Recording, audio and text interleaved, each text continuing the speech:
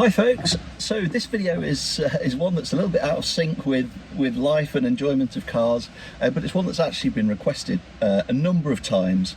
And so what I'm going to do is sort of a retrospective look across 1, 2, 3 videos of my experience with the M140.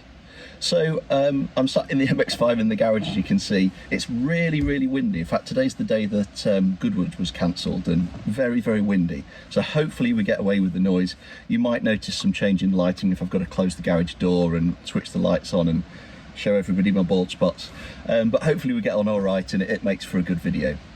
So the purpose of the first video, I think what we'll do is we'll sort of frame it as, instead rather than a pure review, my thoughts about what an M140i is, for those people who are thinking of buying one, what might your preconceptions of an M140 be versus the reality, why we think everyone loves them, and how they compare to other cars that you might be thinking of. You might be thinking of an M4 or something, you might be thinking of a different turbocharged hot hatch, Golf R or something like that. So some thoughts about where they sit, what they do, why they're brilliant, and how I think they're kind of mislabeled a little bit.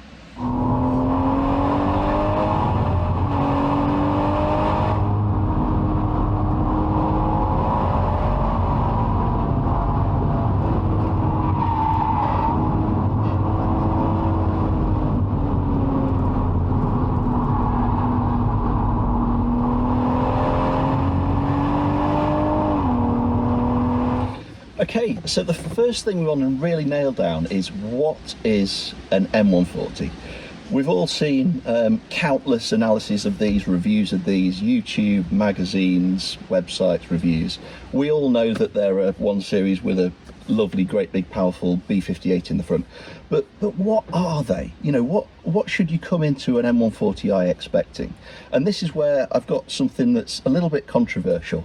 I think typically they're described as a hot hatch. I've heard them described as a hyper hatch, which I quite like the phrase to describe the new super fast generations of hatchbacks. But I genuinely think the M140i is in fact a hot rod. I think it's more hot rod than hot hatch. The reason being that to me a hot hatch is something like the Clio 200 that I used to own, something like the little Honda CRX I used to own, something like the Civic EK that I used to own, whereby you sort of, as soon as you get into it, you just want to bounce off the rev limiter, you want to throw it around, you drive it like a lunatic everywhere. Those classic sort of Peugeots and Hondas and all those sorts of things. So I think a modern hot hatch is going to be something like a Civic Type R, a Cooper S, something like that. Typically front wheel drive as well for me, something that you just want to get in and hoon. Maybe the 4-wheel drive stuff, maybe like the RS3 is like a hyper hatch, maybe it's just like cover ground as fast as you can and just demolish the tarmac and the B road of whatever you're on. Maybe that's a modern interpretation, maybe that's your hyper hatch. The hot hatch is just like something you've got to beat, you've got to thrash it, you've got to rev it right out to get the performance out of. You drive the pants off it, and that's what gives you the enjoyment. The M140i, if you get into an M140i with that approach, I genuinely think it will really, really disappoint you. So I think it's a hot rod. I think it's a normal car, a normal, usable, practical, comfortable, enjoyable car that just has this absolute monster of an engine in.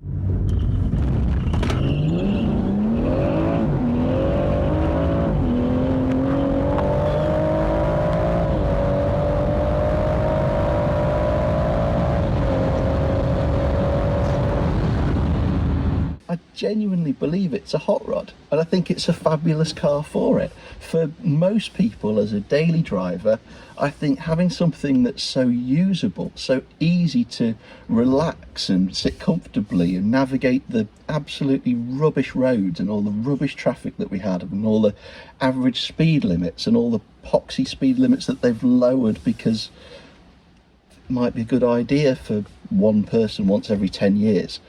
And you can just sit back, you've got an 8-speed ZF in most cases, which is a fabulously relaxing gearbox. You've got a lovely refined package, a car that was designed primarily to be practical and comfortable as the BMW 1 Series, and just will do that effortlessly.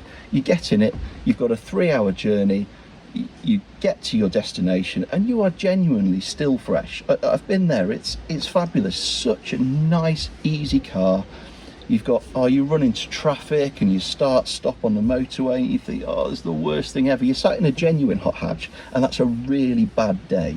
In an M140i, you're in automatic, you've got your Harman Kardon, you've got your Pro Nav, you've got your air conditioning, keeping you cool, and you're just like, I'll just listen to another audiobook or a podcast and just relax and enjoy what's left of the journey.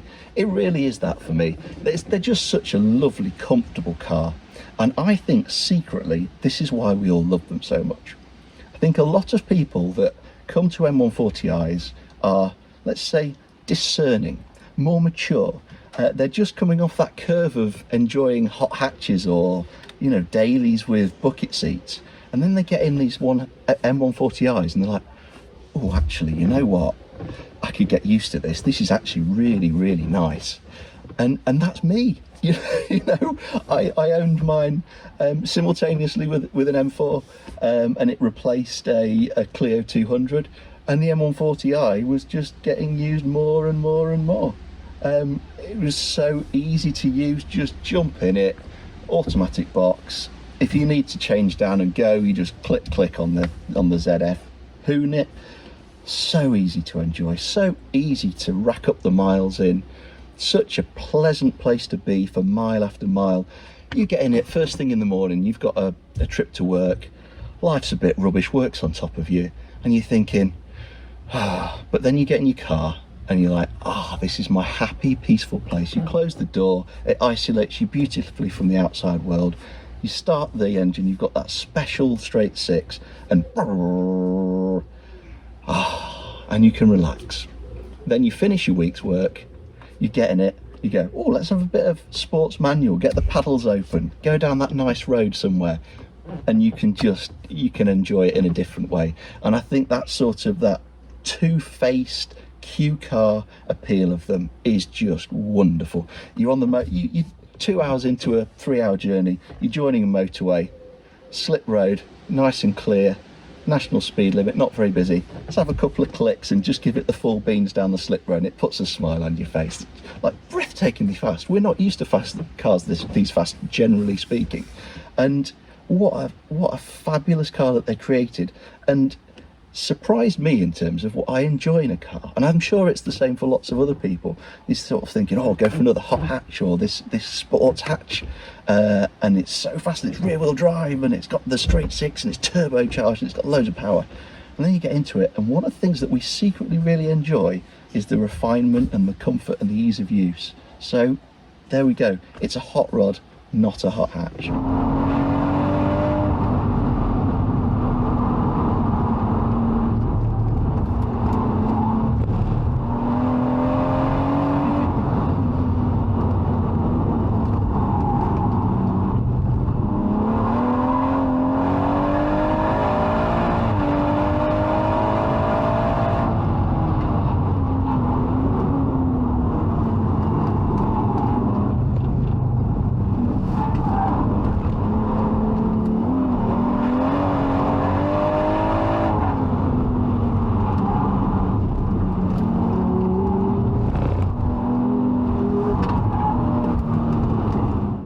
Okay, so why isn't it a hot hatch? And sadly that is because of the very, very flawed chassis that the M140 has, and it really is a flaw. So BMW created this Junior M car, and I don't think they really did much Junior M with the chassis.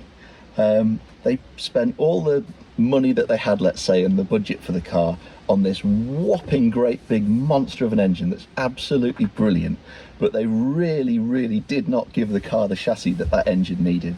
The engine is a 9 out of 10, 10 out of 10. The chassis is a, I don't know, with 180 horsepower, it's probably fine. It's probably an 8 out of 10.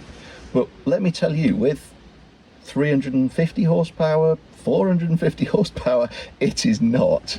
It really is the weak link, and it is a heavy weak link. So the chassis is a long way behind from where it needs to be. It's very flawed, and to me, I know there's some argument over what exactly handling means, and if it's got grip, it's fine, it handles. No, it doesn't. I'm sorry, from my perspective, I've driven and owned many cars that have handled well, and the M140 is not one of them. It is flawed, and it does not give you the confidence to enjoy a ribbon of tarmac like other vehicles that I've driven. You get in an M4, for example, and you can enjoy the flow of the road. The car is poised, it's reactive, it's responsive, it reacts reliably as long as you're not an absolute idiot. Clio 200, you throw it down a piece of road, it reacts wonderfully, you drive the nuts off it. MX-5s with well set up MX-5s are an absolute joy. You know exactly what the car's going to do. You tuck it in, and as long as you're not an absolute idiot, then it does exactly what you want it to. It goes over a bump, it just goes like that. It settles immediately. Anything that's well set up will be like that. You go over a bump, a yump, let's say, a sort of a medium-sized yump in the road in an M140i, and instead of doing this, it does this. That is not good with 300 or 400 horsepower, I promise you. You even going down a straight piece of road with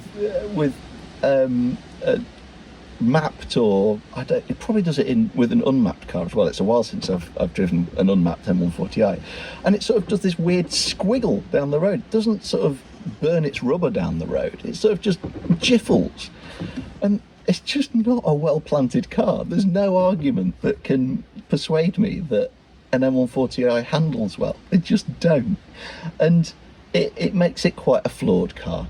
Absolutely, if you are just going to use it to jump on the dual carriageway, pop up to work, you've got some longer family journeys, your wife or your girlfriend's going to use it to pop to the shops or what have you, and then you're going to enjoy it at the weekend and, you know, floor it and enjoy that straight six, but you're not so worried about going beyond 6/10 on the road, it's fine. It's fine. They generate good grip, because they've got, you know, a relatively modern suspension design, and they are equipped with, from the factory, super sport tyres, which are very grippy when they're relatively new. They've not been through winters, and most people will fit something like a Pilot Sport 5 or 4 or something, and so they'll always retain lots and lots of grip, and so that isn't a problem. You don't see loads of people throwing them off the road. They have a very good traction control system, a very good stability control system, so you're well looked after as long as you don't switch it all off and throw it at the scenery, hope that you can collect it up.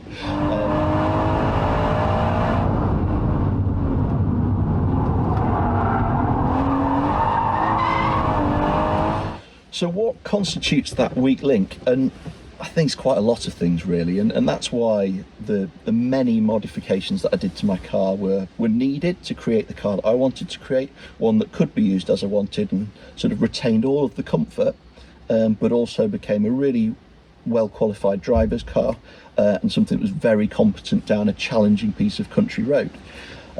So I think the biggest problem and the real flaw with these cars is the springs and the damping, and I think that's probably the number one thing to change on these cars. Something like the Bilstein B12 kit with the I think the B6 Sport yellow Bilstein shock absorbers, and paired with the IBAC Pro kit, I think they are springs, something like that. It doesn't have to be super extravagant. Will just remove the flaw. Doesn't suddenly turn it into a super sharp M car, but it does remove the flaw and makes the car that much more confidence inspiring. You know you can rely on it more down a challenging piece of road, and you just feel more comfortable pushing on in the car. So it's a fairly easy thing to fix, but it's just missing from the factory. Beyond that, there are lots of different things that we could do to improve it. You know, you've likely already seen the videos that I did that took you through the various steps and modifications I did to my own car. If you haven't, then, you know, look on the channel. I think it was a 7-part series that I did that covered all the different modifications that I did. So they'll talk you through the different things that you can do to step it steadily and reliably towards being more of a focused driver's car without killing what makes M140i so good.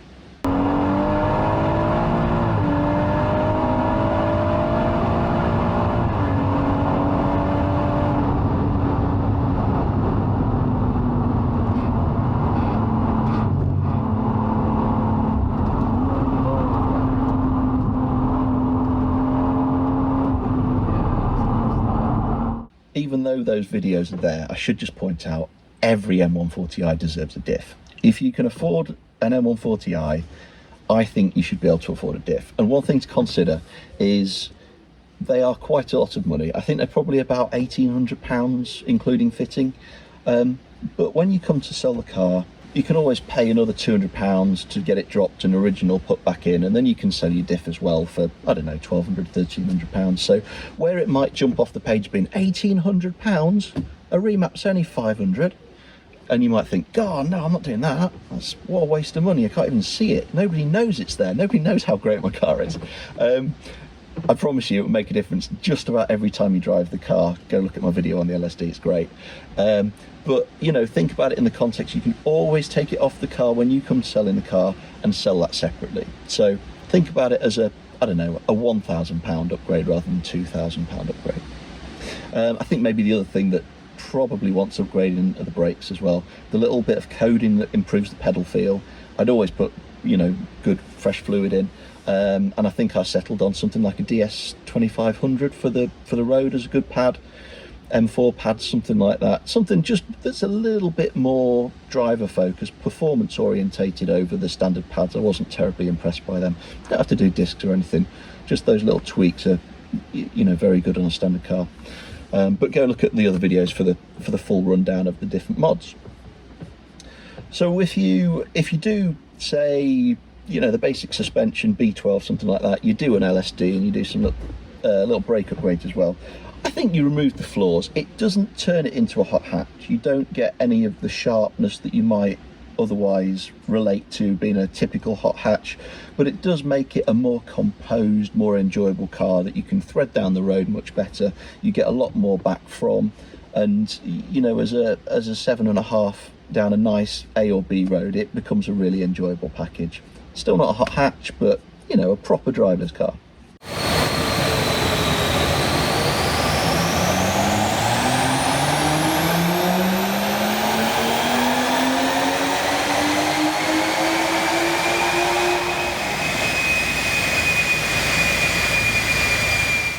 We've covered the bad, let's cover the good, and I've already mentioned it, but wow, what a powertrain. What a fantastic powertrain. The B58 straight 6 twin scroll single turbo and the 8ZF automatic gearbox. What a pairing. I really struggle to think of a finer engine or a finer gearbox on the planet if you want a sort of a modern-ish plus automatic. They are absolutely wonderful. They just, the breadth of capability of that pairing is fantastic. There's more than enough there to support trying to absolutely wallop the car down the road. Even with the automatic box, you just pop it over into sport and it is really responsive, does what you want it to, when you want it to, does not detract from the drive of the car whatsoever, even with the standard mapping. I never did XHP or anything because I didn't want to disturb the pretty much perfect standard mapping for daily use and for gentle driving. And honestly, on the track, I never thought it was wanting. So I was driving the car on the track with a number of mods, driving it well beyond the limits of grip. And to me, the gearbox was always responsive, did what I wanted it to, never detracted. So to be able to do that and be the most wonderful daily driver, gentle driver, take care of all the gears for you on a daily basis. I don't think there's a finer gearbox for daily driving than the 8ZF, so it's wonderful. And the engine is just staggering. I mean, how many M140s are there out there? How many of them are completely mistreated? You know, we all know people that have owned M140s whose engines deserve to have gone pop. We've got We've forever heard of people mapping them, dodgy maps, little tuning boxes and stuff, some of them better than others. Cars that are probably not in tip-top mechanical condition when they get these tuning boxes put on them, not put on premium fuel, the oil might have gone too long without being replaced, maybe doing donuts or skids and stuff. Where are all the blown up engines? They are staggeringly strong, and we all map them, don't we? We're all running 450 horsepower on a car that came out the factory with supposedly 335, but you know, in many cases 350, but we're putting loads more power through them. Some people are putting 500 plus through them with standard bottom ends. What an engine! What a fabulous engine! They're so enjoyable, they're so tractable. You put your foot down, twin scroll turbo, it spools up from really low revs, nice sweep of torque, so enjoyable. And once you, I should say, even in standard configuration, the engines are brilliant. Do all the other stuff to the car first, because the engines are fabulous. But the one thing I really enjoyed about mine once it had been mapped was I got more of a peak, rather than it being sort of a table of power and sort of constant power once you got mid-range and above. The remap gave it that peak, so it made it feel more exotic, and there was reward for revving it out, and that sort of gave it a whole new thing as well. And what a power plant, what a fabulous thing. It really does feel, when you get in an M140i, you feel like you've got the drivetrain from something that should be twice, 3 times the money. And in fact, I dare say there are lots of cars that are twice and 3 times the money that do not have anywhere near as good drivetrain. So the fact that it doesn't handle so wonderfully is more than made up for by the fabulous drivetrain, and I cannot wait to have another car with the same engine and gearbox combination.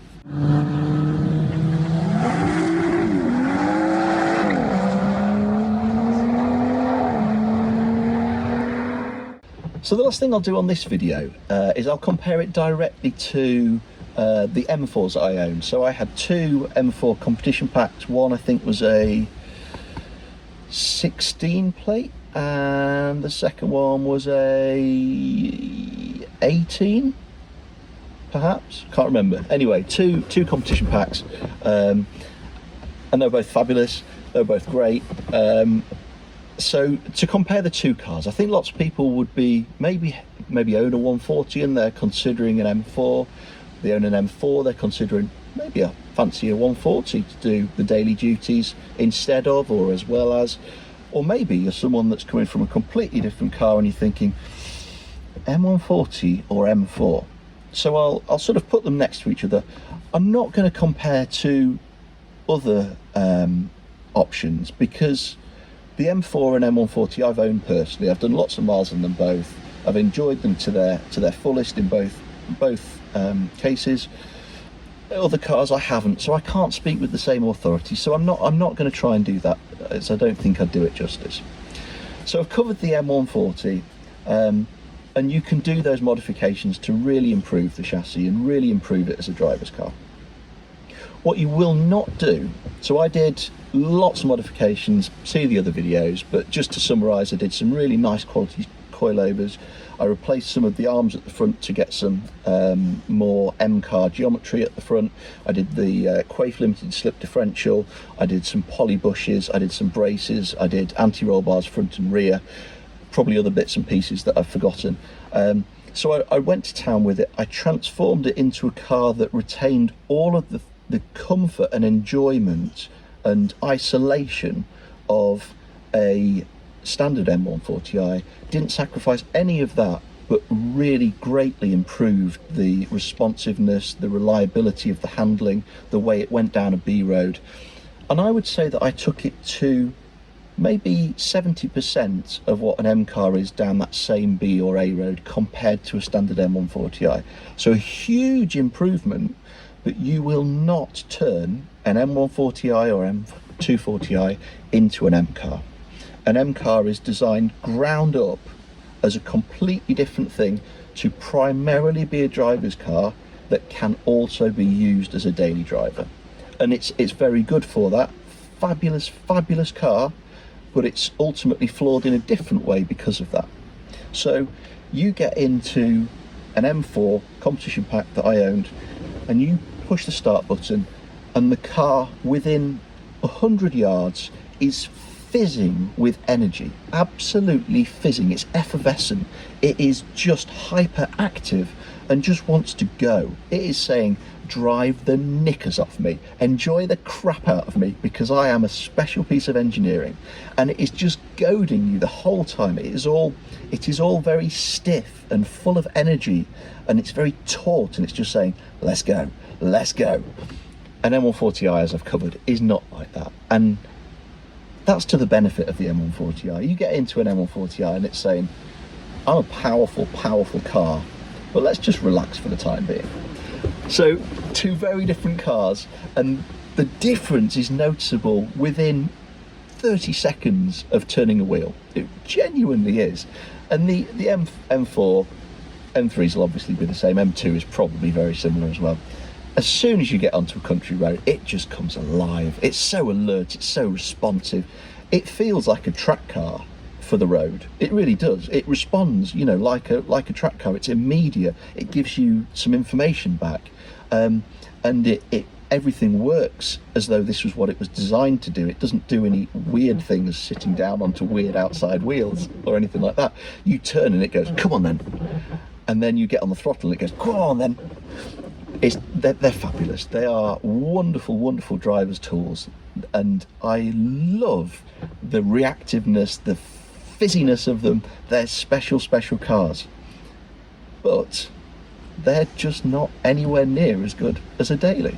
So you really have to have the right conditions to fully enjoy an M car. You really do. When I owned mine, I was fortunate enough to live in the countryside. I worked from home, and I just drove to the gym and back, down some really nice A and B roads that were quite quiet because they're out in darkest Lincolnshire. And so I got in my car, switched it on, made my protein shake, came back to the car when it was warm, and frankly drove like a bit of a plonker. But, you know, within my capabilities, I drove at 7.5 tenths on the road, but properly enjoyed this car, and did just about every day I drove it. Where I live now, not possible. Nowadays I go to the gym and back, or down to jiu-jitsu and back, and I'm just following other cars at 50 miles an hour, and for that the M140i would be a far better car. The lovely 8ZF would just make that daily commute, if you want to call it that, an absolute pleasure. The M4 would just be wasted. It would genuinely be a waste. And I think the sad reality of 2023 motoring in the UK is, for lots of people, where lots of people live, and the sort of commuting we do, the traffic, the quality of the roads, a lot are very poor. The level of surveillance that we have with other people owning dash cams and stuff. You tickle it out of a junction, or lovely wet weather, or greasy tarmac, and you think, oh, just have a little tweak in dynamic traction mode. Are those days gone? Perhaps they are. I sort of admitted defeat on the daily driver front and just have a run-of-the-mill diesel, because I'm just back and forth 10 miles each way. As long as I'm comfortable and I can listen to my podcasts, there isn't really too much more enjoyment on my daily driving. Sad reality. So for the right time, you will not come close, or you will not come within, say, 30% of an M car with an M140i, but what it will do is make every journey really easy, really comfortable, really enjoyable. It'll become a really good friend for you, and mine did for me. It felt like a good mate by the time I got rid of it, and I was sad to see it go. And with the modifications that I made, I could really take it down a road and properly enjoy it without needing all the sharpness of the M car.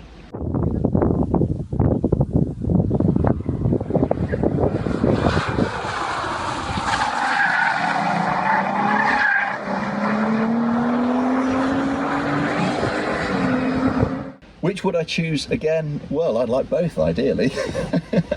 I'd love a 140, a 340 as a daily car. That would be fab. I wouldn't need to drive the pants off it to enjoy the great engine and gearbox and the Harman Kardon on a daily basis.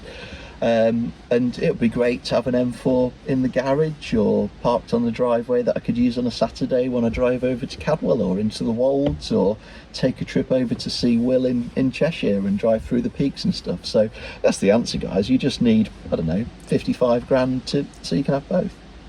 What I should say, actually, while I'm talking about the two cars is, and I've touched upon the reliability of the B58 and the 140. So the 140's powertrain is staggeringly reliable, really astonishingly reliable for the way that they're treated and tuned, and I cannot believe there are not more broken 140s. So they are staggeringly reliable. If you're going into ownership of a 140, if you're looking for one of those, I would say, you know, save 3 grand from your budget and spend it on the chassis mods. 3 grand, 4 grand, maybe 5 grand. Spend it on the chassis mods.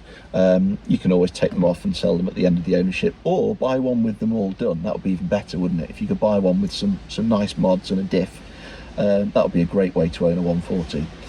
With the M3 and M4, unfortunately, the engines on those, they don't all go wrong. You know, there'll be, in the majority of cases, people probably don't have any problems with the M3 and 4 engines. But I think what is becoming apparent as they become a little bit older, where the M140 and the B58 is becoming, you know, really showing how reliable and bomb-proof it is, I think the M3 4 motor, S55 I think it's called, has got a few things that you probably want to take care of.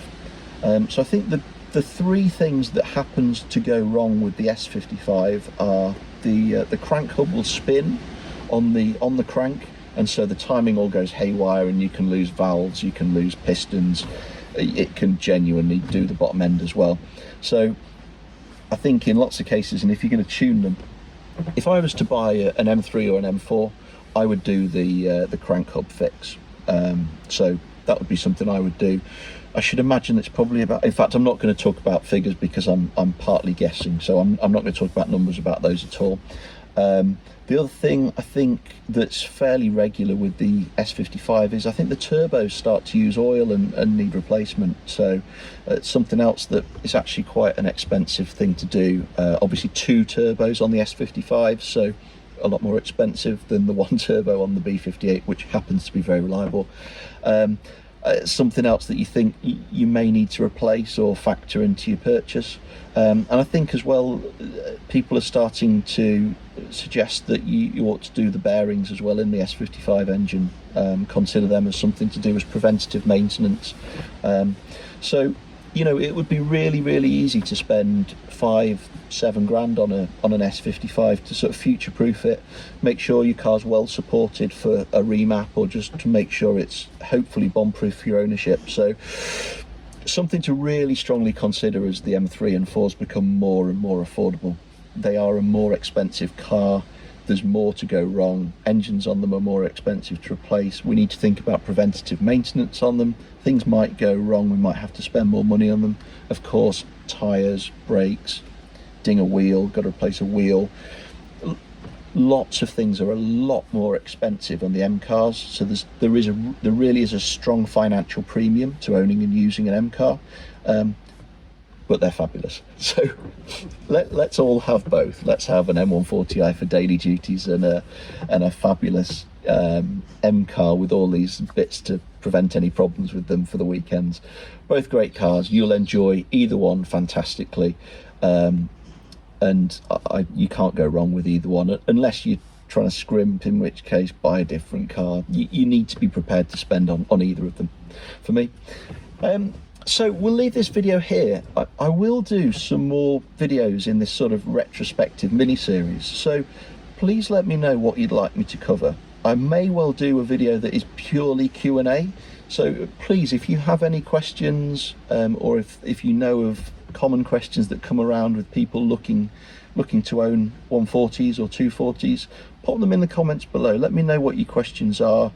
If you've got any more specific questions about my experiences with my 140, the modifications that I did, comparisons that I've not covered to the M4, thoughts about other comparable vehicles, although I've not driven them for the same amount of time, I've experienced with lots of other cars. So pop some questions down that you'd like me to cover, or if you have any specific video topics to do with the 140 that you'd like me to cover, please pop them in the comments, and I'll hopefully address them in the coming videos. One thing that I may do a video is sort of like a modifications tier list. I don't know whether I'll do it in the catchy jazzy way that other YouTubers do tier lists, but sort of categorizing, you know, how good I think the different modifications that I did were, you know, from awesome to sort of like, I don't know if I'd do that again. But I thought that would make for quite a good video, so let me know your thoughts on that as well. Subscribe to the channel. We're always trying to grow the channel. I think we're probably close to 5,000 subscribers now, which for something that's a complete hobby, we don't monetize, we don't advertise. I think that's pretty cool that we've hopefully stayed true to ourselves. We've not tried to do anything too clickbaity, and just share our passion for the cars with you. Then you know, please, you know, value for value, please just click the like button, click the subscribe button, and watch the next video. So I'll see you soon, and good to see you all.